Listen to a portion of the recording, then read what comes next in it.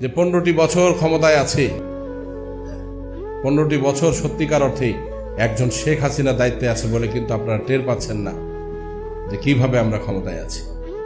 একজন শেখ হাসিনা যে কত যন্ত্রণার পর, এখন তো প্রায় 78 বছর বয়স।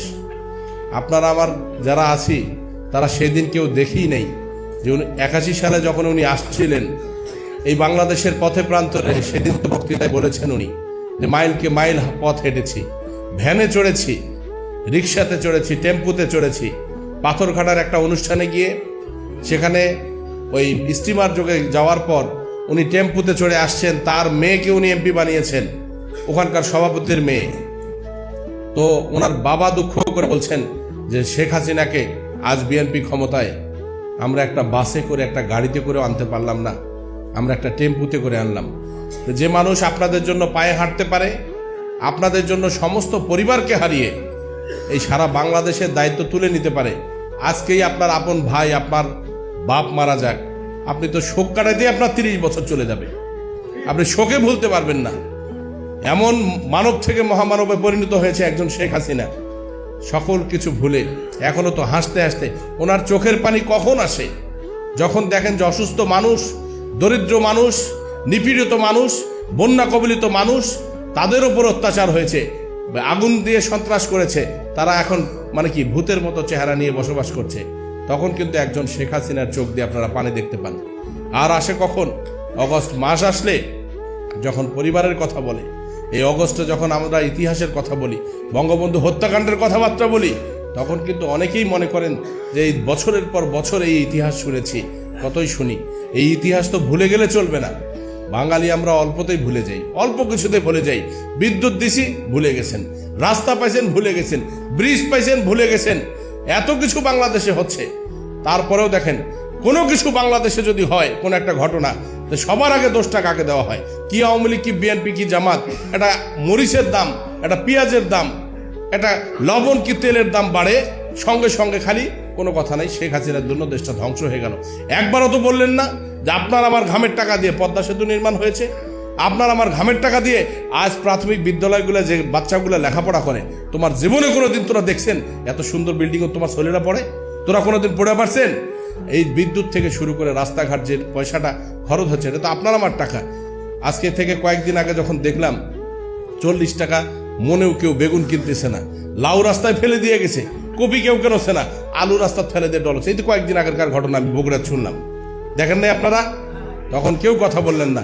আজকে থেকে 1 বছর আগের ঘটনা, এই সবজির বাজার 70 টাকা না 80 টাকার পটল কিনবেন একছি, এই গালাগালির শেষ নেই।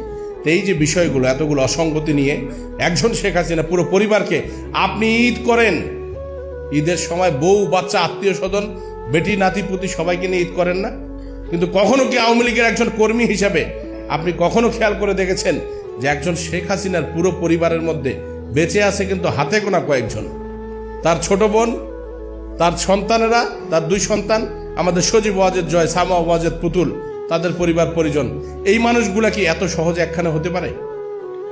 কেন পারে না? কেন করে না? ইচ্ছে করলেই তো পারে, পারে না? একটা প্লেন নিয়ে যখন বিদেশে যায় শেখ হাসিনা, এর আগে শুনলাম কোথায় যাকে প্লেন রাখছে, সেখানে বলে কত কোটি টাকা ভাড়া আসছে, এটা নিয়েও কথা শুনে। কিন্তু শেখ হাসিনার যে অবদান, বাংলাদেশ আওয়ামী লীগের যে অবদান, বঙ্গবন্ধু সপরিবারের রক্তের যে দাম, এই হাজার হাজার লক্ষ লক্ষ কোটি টাকা দিয়েও কি আমরা বাঙালি জাতি বঙ্গবন্ধু পরিবারের ঋণ শোধ করতে পারবো? কোনোদিন আমরা সেই ঋণ শোধ করতে পারবো না।